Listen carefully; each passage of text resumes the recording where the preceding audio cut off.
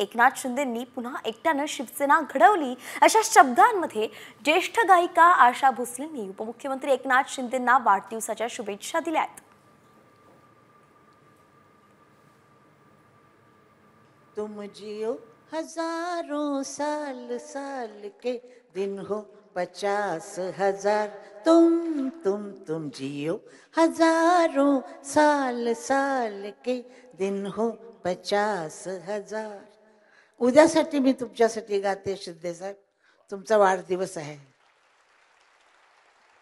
आणि तुम्ही मला फार आवडता।